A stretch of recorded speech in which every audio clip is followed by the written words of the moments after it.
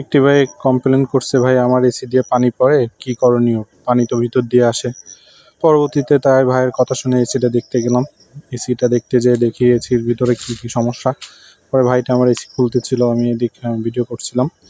দেখি তার ভিতরের বাইরে থেকে তার পাইপ ফেটে গেছিল, গ্যাস বের হয়ে গেছে। পরবর্তীতে এখানে পানির লাইনটাও একটু নিচে করা ছিল, এই জন্য ভিতর দিয়ে পানি যাচ্ছিল। পরবর্তীতে ভাইটা আমার এসির পাইপটা জোড়াটা লাগিয়ে আমাকে বললো যে তারটা লাগিয়ে দিতে। এদিকে ভাই ছাদে চলে আসলো এসির গ্যাস দেওয়ার জন্য।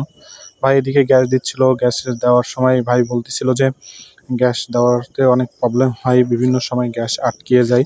ভ্যাকুম করার কথা বলছিল, ভ্যাকুমটা আমরা নিয়ে আসছিলাম না, তারপরেও দেখি গ্যাস দিয়ে কি হয়।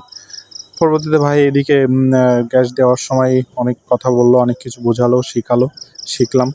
শিখতে শিখতে ভাই এক পর্যায়ে গ্যাস ছাড়ছে আর দিচ্ছে, কারণ এসির গ্যাস একবারে দেওয়া যায় না, একবার ছাড়তে হয় একবার দিতে হয়, এই করে করে এসির গ্যাস দিতে হয়।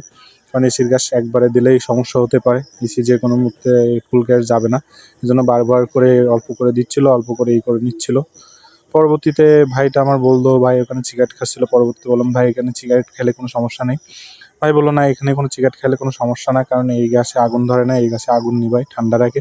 পরবর্তীতে কমপ্লিটলি আমরা সেট আপ দিয়ে দিলাম, এখানে জোড়া দিয়ে পাইপ টাইপ লাগিয়ে টেপ লাগিয়ে পরবর্তীতে জোড়া দিয়ে দিলাম। জোড়া দেওয়ার পরে এসি ঠান্ডা হয় কিনা চেক দিচ্ছিলাম বারবার, যে ঠান্ডা হচ্ছে কিনা। পরবর্তীতে এনার প্রবলেমটা সলভ হয়ে গেছিলো। তো এইভাবে ভাইটার এসিটা ঠিক করে দিলাম। ভালো থাকবেন সবাই, আল্লাহ।